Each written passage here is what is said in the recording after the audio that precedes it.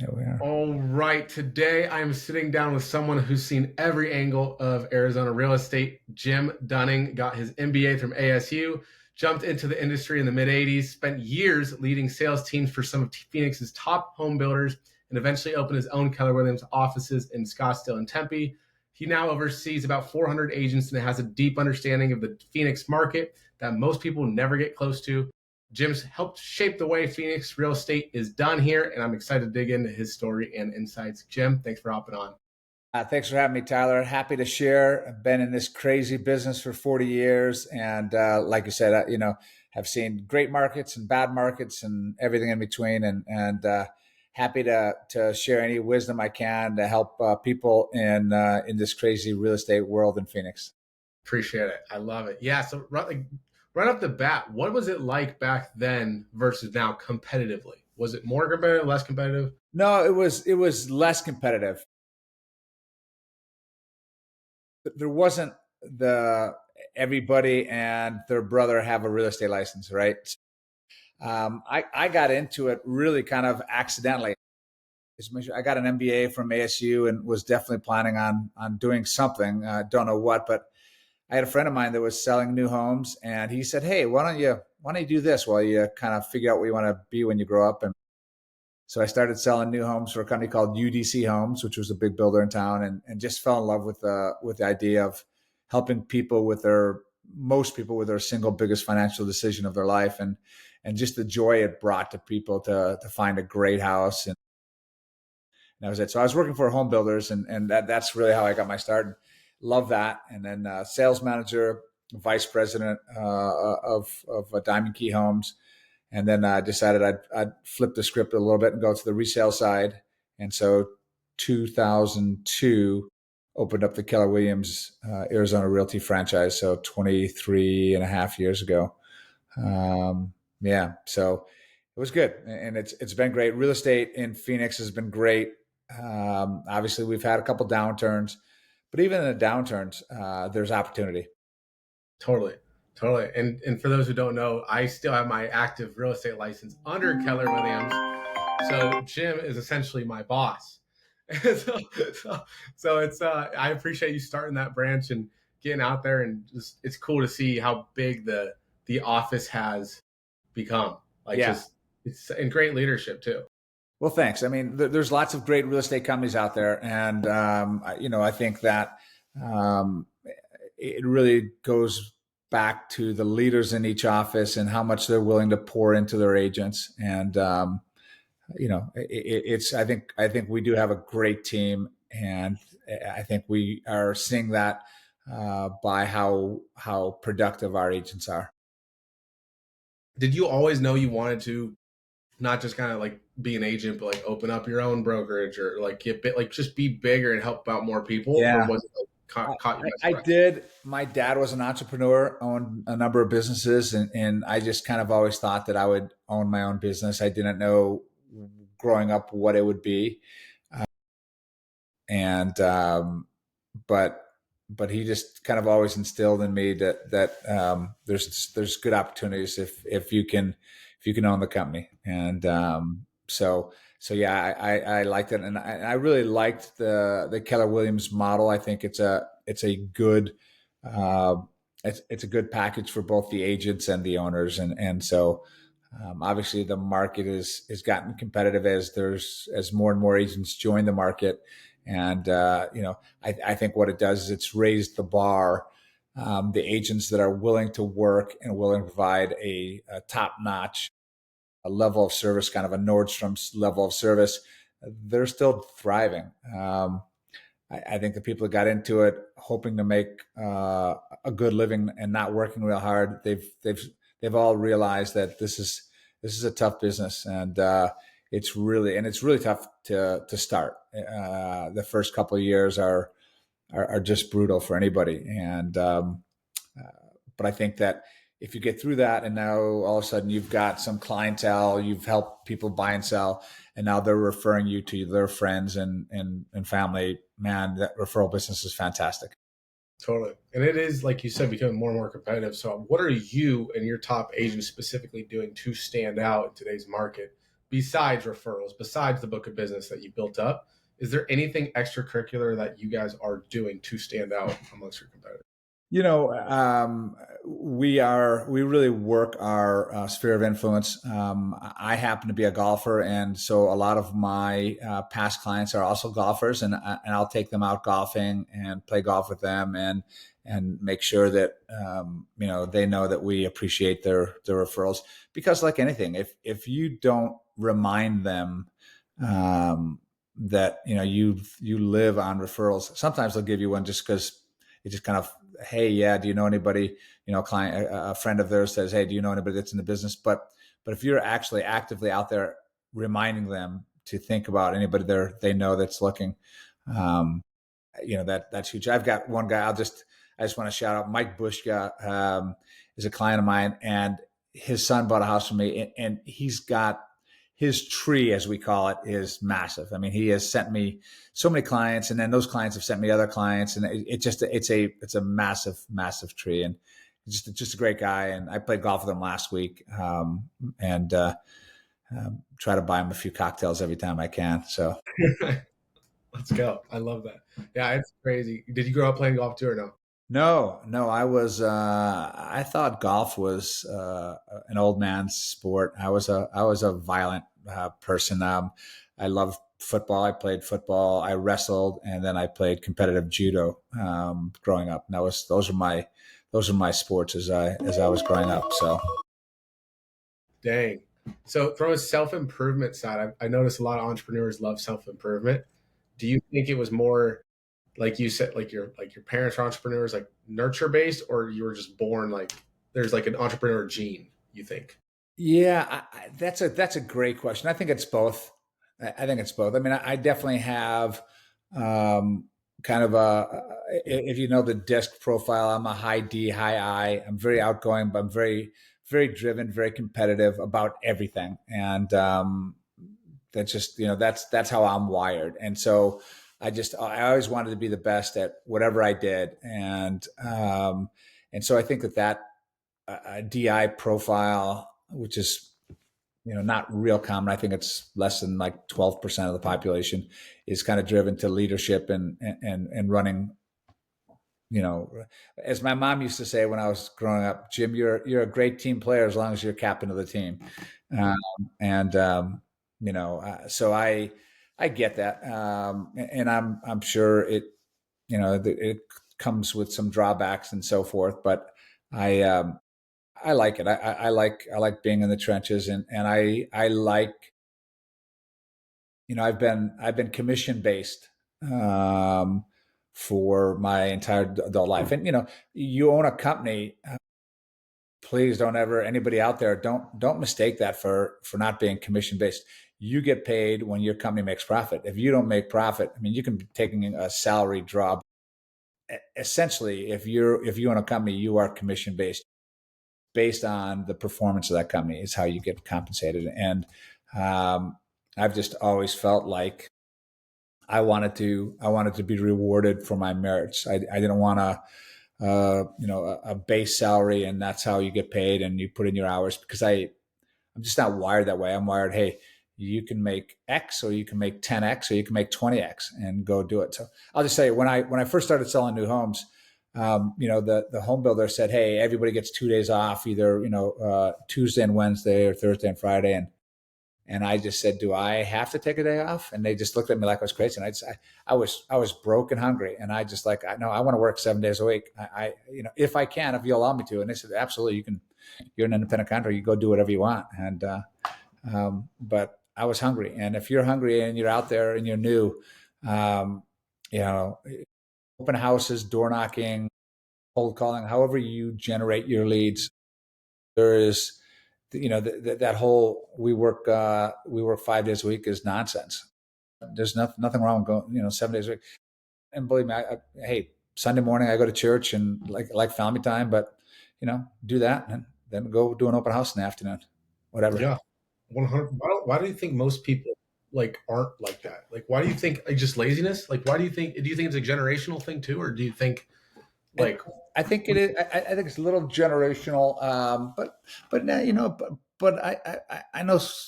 but no, I don't know. I don't know what it is. I think that right now, especially, we're in Scottsdale, Arizona, Tempe, or Chandler, Gilbert, Glendale.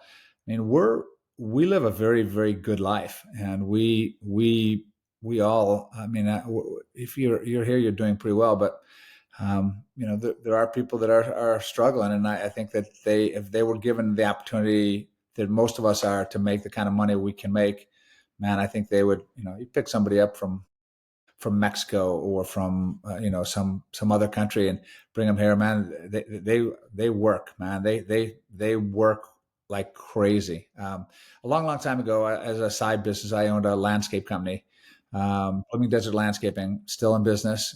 Brent Gentry out there owning it. He bought it from me a long time ago, but I got to know a lot of our workers were Mexican, Hispanic, and I will tell you that I've never seen anybody work so hard.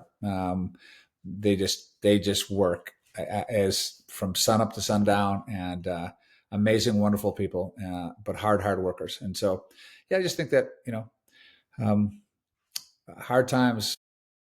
Sometimes you don't have a choice. Yeah. Yeah. How do you balance that with like family? Like I'm young, single, whatever, 25, single, no family yet, but I feel like now is the time to be in the trenches. Yeah, And so you can spend more time with family once that happens. But is it still a balance? Like, how do you balance that? yeah, it definitely is. I mean, when I was your age again, I was grinding nonstop. But as you get older and you have kids, you realize that you need to be there for your kids, and I think that's hugely important. And my daughter Jordan's sitting right here with me, but she'll tell you that I was at all of her soccer games and all of her stuff, and that's a great thing about sales, real estate sales, is the fact that you do get to work your hours. So it's no problem to take off 3 hours in the middle of the afternoon to go watch a soccer game. You just know that you're going to be working at 7 o'clock at night till 10 o'clock at night, doing follow up emails or doing searches for a buyer or doing comps for somebody wants to put an offer in or whatever. But that's a beautiful thing, is that you can do it whenever you want. I love So I think that's one of the best things about the real estate business, is that you really get to set your own hours. it. It's great. Yeah, no, it's great. Do you think more of it comes down to when you're a top earner, one percenter? Do you think more of it is relationships long term? Or do you think even if you get your license and you just get really good at sales, overcoming objections, not right now, we'll think about it next year, all those sales objections that you could really shortcut or fast track your progress? Yeah, I think it's both. I mean, I know that there's definitely there's some amazing people in our business that are very transactional. They're fantastic with closes, and they do the deals and they close them and they move on to the next deal, and they're just on to the next deal. On the other hand, there's people like me that are very relational, and we would much rather go a little bit slower, build that relationship, and turn it into something. For example, last year, a guy that I knew a long time ago, and I was good friends with, and I still kept in touch with, but not a ton.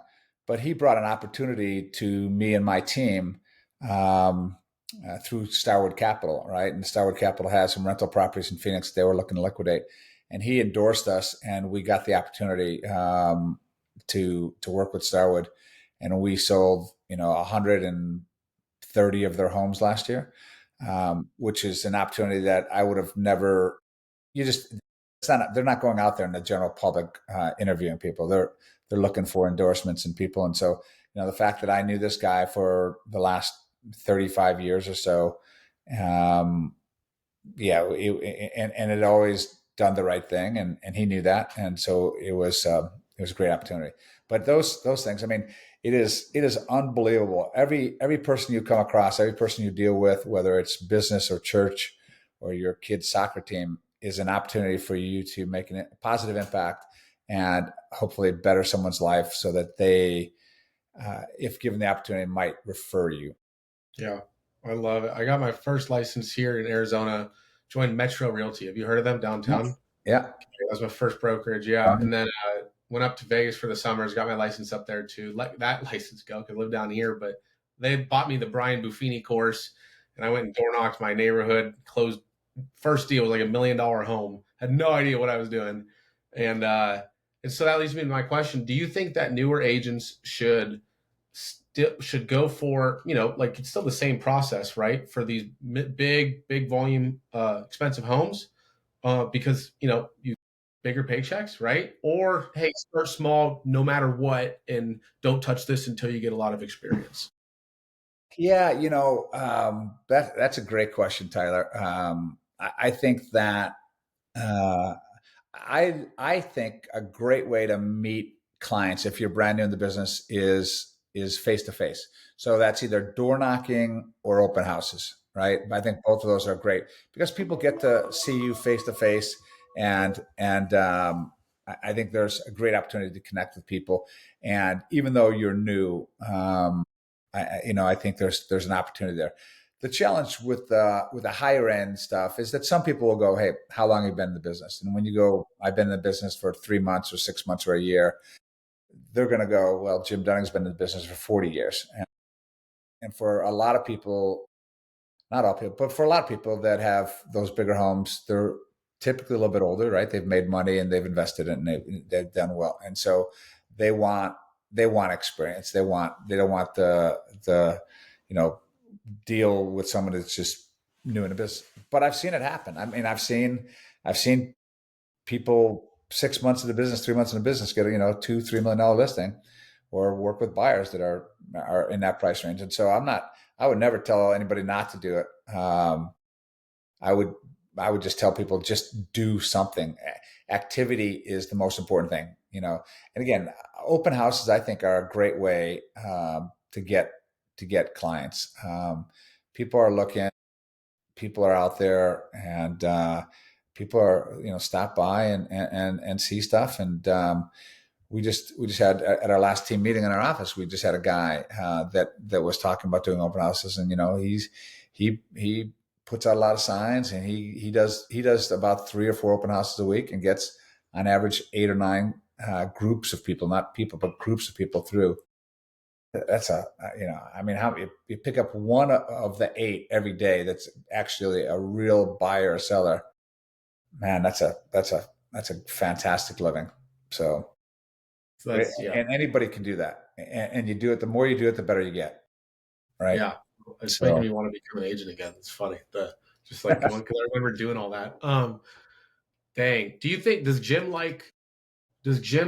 pr- more like, I know you like both, but do you prefer working with clients one on one, helping them through the transaction? It's more upfront, personal, or do you prefer? I know you like both probably, but or do you prefer building a team, building management structure, more of the business operations side of it, yeah. like you, Keller?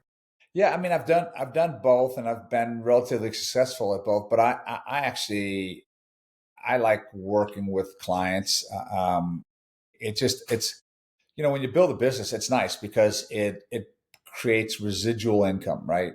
You build a business up and it's running, and then all of a sudden you start getting a monthly distribution check or whatever. Versus working with clients, you don't get paid till that deal closes. But the joy and happiness.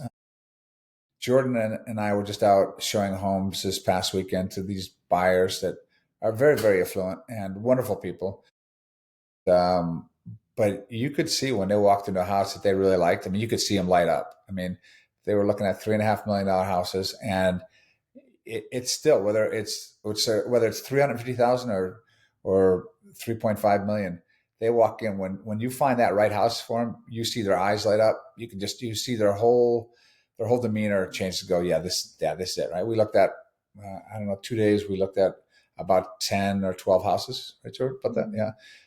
But there was one that was head and shoulders above everything, and unfortunately, it's under contract. But we were going to write a backup offer because every now and then deals fall out, and so that's the other thing I tell other people that I think a lot of people don't. They go, "Hey, it's under contract. Let's not even go look at it." No, man. We have had record numbers of homes canceling, homes under contract canceling this year. Epic. They're saying the highest numbers that we've had since they really started kind of tracking cancellations. And so, see something under contract, just you just have to prep your buyer. Hey, we may not get it, but if you love it, we can write a backup offer and we'll know, right? This particular house, the buyers closed. The buyers walked before the current buyers are under contract, but the buyers before that had it, and they walked the day before closing. Something happened, and they just said we can't pull the trigger. And yeah, so you never know. It's never done till it's done. So yeah, crazy. I remember going to getting the test done. I failed like the first 3 times, passed on the fourth, and I finally did it and did. And they're like, yeah, buyers are liars, and then like the sellers are something, sellers are something. Like there Right. was a phrase to it, and I was just Yeah, yeah. I can't even think what it is, but yes. Here's the other thing I'll tell you is that I really hope the Arizona Department of Real Estate adjust their test, because it is a very hard test. I know lots of people that struggle with it, and so if you're out there and you're taking the test, or you're thinking about getting real estate and you fail test 2 or 3 times, who cares? Nobody knows. Nobody cares. All you got to do is pass it once. But it just isn't. It isn't a test of how good you're going to be at real estate. I guarantee you that. It has nothing to do with your chances of success in real estate. It's a test to keep the masses out of the business. And it's hard, and it asks you stuff that, riparian rights. Yeah, I've been doing this for 40 years, and I think I've dealt with riparian rights on one sale up in Payson or Pine or somewhere one time in my life in 40 years. Yeah. And yeah, it's just crazy, the stuff they ask you about. yeah. That's just So my opinion. I have Yeah. a friend who took 7 times and then passed it on his eighth, Yeah. and he never did anything with it. That's the best part. but That's a lot of but puns. yeah, literally. How do you see in the future AI? I remember the whole drama went down a couple of years ago with the commissions. I don't think, from my knowledge, from what I've talked to Chris and everybody else, that it's affected much. Yeah, Um, I don't think that whole big lawsuit really affected anything like as usual, big lawsuit. The only people that got rich were the lawyers. It didn't really affect the net commissions that the seller pays or the buyer pays. It's a little more transparent, which I guess is good, right? A little more transparent, but in general, on average, didn't really change things. I think AI will change things, and I think it's it's already changing things. I mean, I know ChatGPT. Again, I'm on the older end of the spectrum, but um, I have my daughter has used it when we've written stuff out to our clients. She'll throw it into ChatGPT to just clean up the way you write, and it's amazing. It's amazing how good it is. I mean, it sounds better, and it's cleaner, and yeah, it just is. So there is an advantage to that, and I don't know how that changes our industry. That'll be interesting to see if people use AI to do home searches or to whatever. Yeah, it's our industry is changing very quickly, and it's it's interesting to see. But certainly, maybe having it proofread contracts and or whatever, I can definitely see it being a help. I think ultimately, the real estate agent is still going to be a needed part of the process, because we have to negotiate the deal. I think AI can help us run comps or do that, but I think ultimately we're still going back and forth, and there's still a lot of um, room to play with the deals and pricing and listings and closing dates and other stuff that I think the human element is will always be part of that, part of the process. yeah, yeah. I talked to a lot of guys in the space, and they're like, "Yeah, everyone thinks that it's just going to come and replace everyone's job." But in my mind, in their minds too, it's like it's just going to enhance it. So will there be a few will there'll be new jobs created that I don't even think we can comprehend right now. Right. And, Right. like before the internet was born, you know what I mean? It's the Yeah. same kind of thing. Yeah, for But sure. I mean, I think that there's turn that off. I have a Tesla, and it's a self-driving. I've got the self-driving app or mode or software, hardware in my car. It is amazing. It's amazing getting your car and go, okay, take me to 123 Main Street. And, it's not, you don't really have to do anything. You have to keep your eyes on the road because it has a camera on you. But other than that, you can sit back and talk and do whatever. Um, so that I could see that eliminating taxi drivers at some point, right? The taxi drivers will be going away but but there'll be other opportunities. And again, I think that the real estate world will change. I think we'll get more efficient. I think we'll get better. I think we'll get. I think there'll hopefully be less headaches, less problems. You know, we're still a pretty litigious society, and there's stuff that happens all the time. With hey, I didn't know this. You didn't disclose that. I think there'll be I think there'll be less of that because I think everything will be more transparent. Got it. What's your relationship overall with commercial? I mean, will you do any commercial multifamily, or you don't touch it? I always tell people stay in your own lane, and so I don't. I've done some small commercial, but it's not my area of expertise, and so it really depends on what the client is looking for. I've got friends that are in the commercial space, and if they're looking to rent a spot, I've got a guy that, hey, he's a great tenant rep. Multifamily, we've got some great agents in our office that's all they do, that's all they know, and they sell the big apartment complexes. But yeah, we as the Dunning team specializes in residential real estate anywhere in the Phoenix area, mainly on the east side, Scottsdale, Chandler, Tempe, Gilbert Mesa, Cave Creek, Paradise Valley. So that's our specialty. That's our niche, and I think you serve your clients best by being an expert in what you're trying to help them do. Somebody says, "Hey, I want to buy a house and somewhere way out somewhere." I'm gonna refer them to somebody. Right, right. That's funny being under the big box teams at CB and Lee, and the the dynamic between the commercial agents and residential agents. Sometimes they would just like fight. Yeah, It's crazy, but it's cool. It's cool, like just learning different aspects of the yeah, process. yeah. I mean, it's just a completely different animal. Yeah. Yeah, I've noticed that there it's a lot more shark fest Oh in yeah, the. yeah. Absolutely. It's just like here, it's more relate. It's really Relational. true, but they'll like it's a Oh yeah, yeah, it's yeah, yeah. No, they're yeah, it's brutal, and I tip my hat to those guys, man. They earn their keep. They may not close a deal for a year or 2 years. They get a nice compensation package when they do, but yeah, man, it's a tough go for sure. even then the splits are pretty high. Like Yeah, at the big box yeah, ones. yeah, yeah. I agreed. Yeah, it's a tough way to make a living. That's why I always said, I'll take the singles and doubles all day long. I don't need the grand slam, and I've made a great living helping people buy, 300 to $3 million homes. Yeah. Amen. Amen. All right. So to zoom out, the business, real estate, what you built so far, obviously family, like what would you say, kind of corny, but I love asking it. What is your why?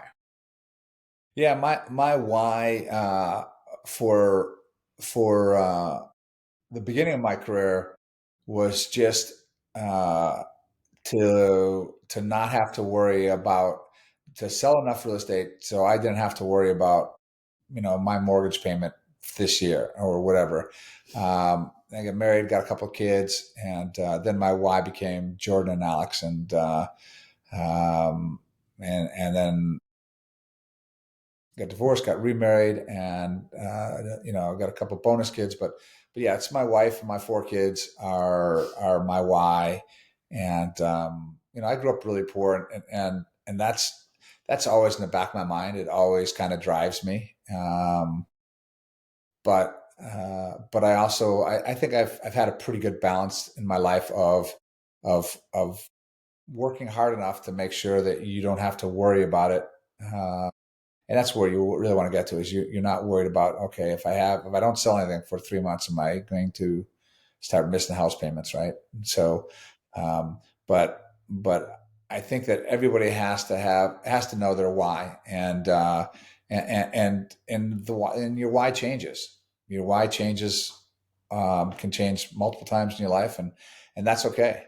But to make money just to make money, I guarantee you that's no one's big why. Big why, not to be hungry, to be secure, not to worry about money, to provide for others. Pretty involved in St. Vincent de Paul, the charity that helps the homeless people in town, and we give back to them a lot, and that it's huge that you can help the less fortunate. Yeah. So what would you say motivates you more, the if you're a mouse, the cheese, or running from the cat?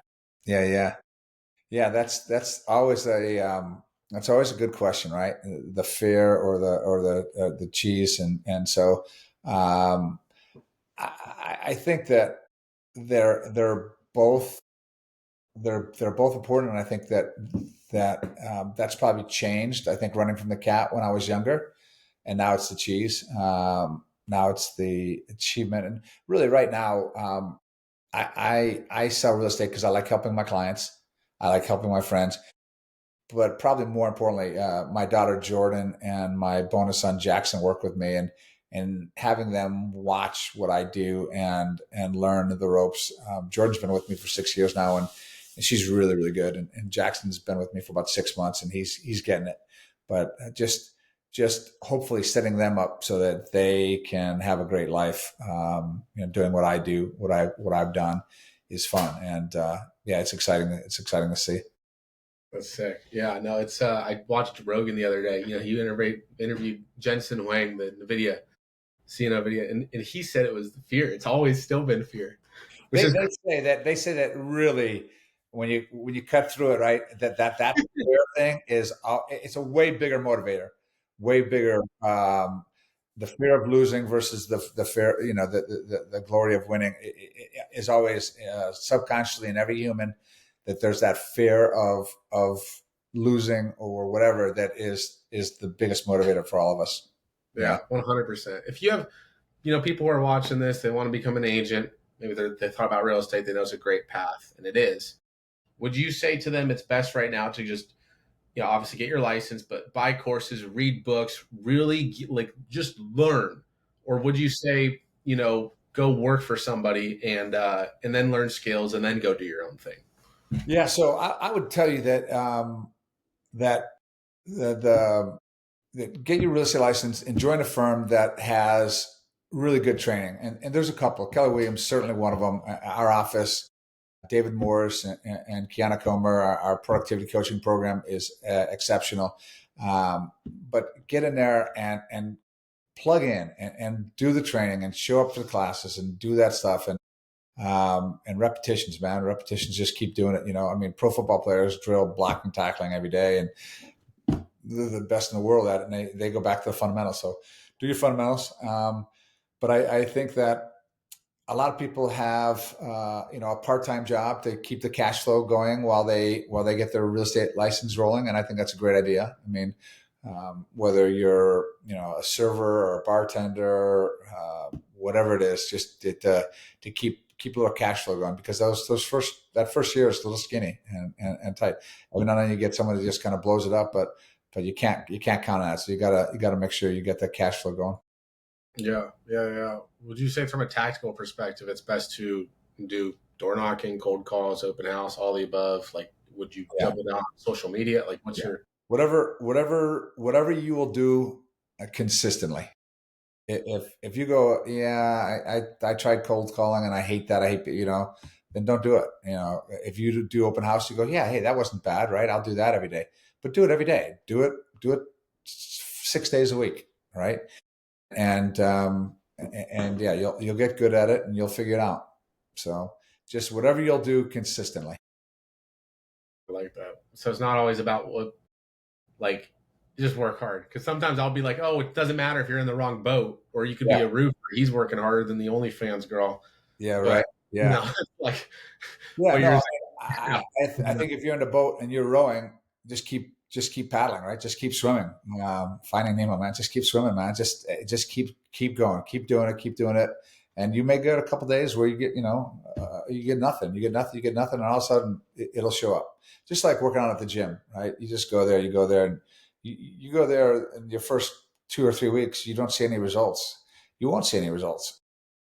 But a year from now, I guarantee you'll see results, right?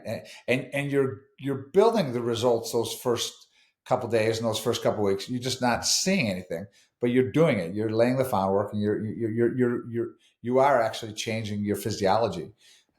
It's difficult to see, but you do a picture before and after a year of being in the gym 3 or 4 days a week. 1,000% you'll see a massive difference, but you won't see it in the first couple weeks, first month, even though it's happening. Yeah. Yeah, it's nuts. I'm doing that. I'm trying to bulk right now, just throwing down a bunch of calories. It's funny. Yeah, yeah, it's hard. It's great, crazy business. Do you think you need to wake up early or have a good morning routine? I happen to be a big fan of that. There's a book out there called Miracle Morning. Really, really like it. And yeah, it's if you guys haven't read it, read it. Miracle Morning. Get up early, start your day with a little routine. Um, exercise every day. Exercise every day keeps your head clear. Um, you know, Even Sundays or no? you know. Okay, you could go 6 days, but 6 days. I don't know. I mean, yeah, I sometimes I do everything I every was day, at but the gym yesterday, so I think Sunday's a day of rest. Go to church and wherever you believe, and do that and spend family. I think Sunday there is something to be said for really kind of having a day off of just an off day, right? And relax. Doesn't mean sit on the couch and watch football all day and do nothing, but maybe read, maybe spend time with family, maybe go help the homeless, whatever, give back, but maybe not, maybe take it off from the push of work every day and working out. But, but 6 days a week, you should be grinding. amen. Amen. How do you to get vulnerable for a sec? I'm like one of my biggest struggles is being a like managing my team to success, but also not being, like being someone that they want to work for, not being a Yeah. douche. Yeah. So it's how do you manage that where it's like we got to move the needle forward, we got to hit KPI, we got to do all these things, but at the same time they enjoy showing up to work every day. Yeah. I mean, I think that just starts with clear expectations, and I'm not great at that. You know, but I think that you should have some clear expectations of, hey, this is what, if you're coming to work for me on my team, this is kind of our minimum standards. And if you're not willing to do that, or you don't do that, then we need to have a talk about parting company or revising or whatever. But I think that communication is key, and just kind of outlining that, not asking them what they want, right? I mean, just making sure that their goals are your goals. I mean, I may want to do 30 closings a year, or somebody else may want to do 12 closings a year. Well, okay, is 12 okay with you? If is that okay? I mean, if somebody says, hey, I want to make X dollars a year, um, if that makes them happy and that pays their bills and that makes them, then that's cool. I mean, I guess you have to decide whether that's okay for your team. Maybe it's okay, but it's not okay for your team, because you also want to, if everybody's doing 3x and you got one guy doing 1x, you have to be careful about the dynamic of that, right? Of you'd rather have somebody going, okay, we're all going to do 3x and this guy wants to do 5x. I'm like, all right, let's go. He's the lead dog, or at least he's going to be out there chomping. Sometimes somebody just goes, yeah, I don't want to work that hard. You just want to make sure they don't uh, negatively affect the dynamic of the team. Yeah. Yeah, Yeah. culture is everything. Can you spot an A player like within the first 5 minutes of talking to them, or is it more like you just you hire and they help you No. help? Yeah. It's in this business is a little tough just because of the fact that, I've seen some people that come in and talk a fantastic game and then don't do anything. And I've seen other people that come in and just are a little more, reserved, a little more quiet, but they show up every day and knock it out. Got it. Got it. Yeah. It's always tough to hire. Like they say, hire slow, fire fast, but I hire fast and fire fast. Yeah. Yeah. Right. Right. Well, at least you got that part right. Right. I mean, I think it's definitely one of those things where we know a lot of people know that, hey, that's not a good fit. And they just go, it's an uncomfortable conversation to have to go, to fire somebody. I've fired people and had them come back to me a year later and go, thank you very much. That's the best thing you ever did for me. Thank you. And we're all a little worried about that. But if they're not in the right spot or doing the right thing, the best thing you do for them is tell them. Yeah, 100%. Is there a way to build to make sure, like I know it's commission based, residential, all that good stuff, but is there a way to build recurring revenue, consistently, or is it just building up your book of business? Could be a stupid question, but No, like it's not a stupid. It's not a stupid question. I mean, it really is. I mean, I think that every single time you help someone buy or sell a house, you've got to be good. You've got to tell yourself, that's the first piece of the puzzle. There are two more deals coming out of that person, right? I've gotten 1/3 of my commission from that person. There's two more deals coming, and I just have to encourage them. I mean, hopefully you did a great job, and but we all know people that are looking to buy and sell real estate.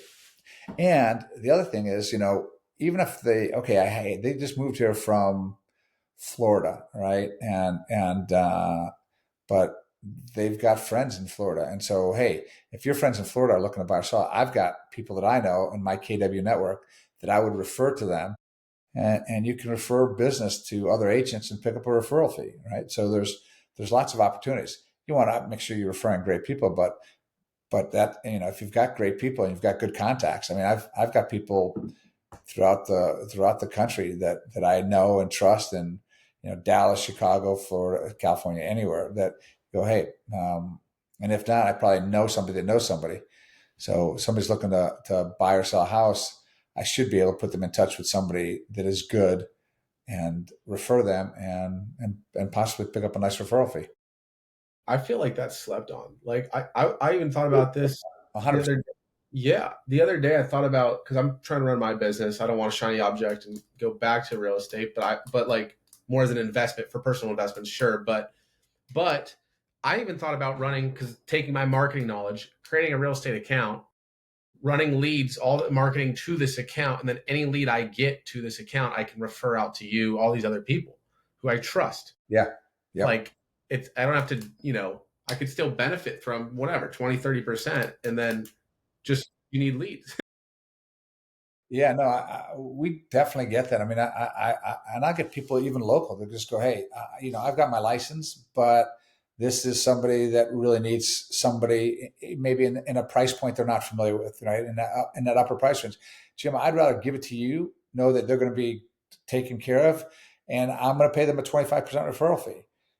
So they buy, they buy a $2 million house, and that at 2.5%, that's a $50,000 commission, and they're going to get 25% of that. So they're going to get $12,500 for making a phone call and an introduction. Crazy. And yeah. I mean, where else are you going to get $12,500 for? Maybe they go to dinner and say, hey, Jim, I want you to meet these people. These are friends of, these are my in-laws or whatever. I mean, I've had it happen. I've done it, and yeah, it's fantastic. Versus them going out and stumbling and looking goofy and maybe even damaging that relationship. Going, well, yeah, you put us in a house, or you didn't handle the negotiations well, or whatever. Aren't you a hero? And I don't mind them going, hey, I want to be part of the deal. I want to, just include me in all the emails so I know what's going on. And okay, cool, yeah, it's great. I mean, we can be as involved as you want to be. There's only so much time in a day. There's so many ideas. It's There are like, how do so you, many ideas, and there's so much opportunity out there, and there's a lot of houses being bought and sold. Even though the market is a little slow right now, there's still 6,000 homes, 7,000. That's a lot of transactions, buy and sell. That's 6,000 homes. That's 12,000 sides. That's a lot of opportunities every single month, month in, month out for the last 40 years.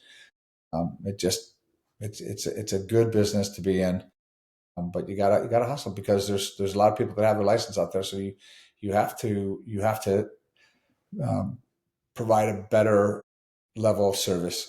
You got to provide something of value. I love it.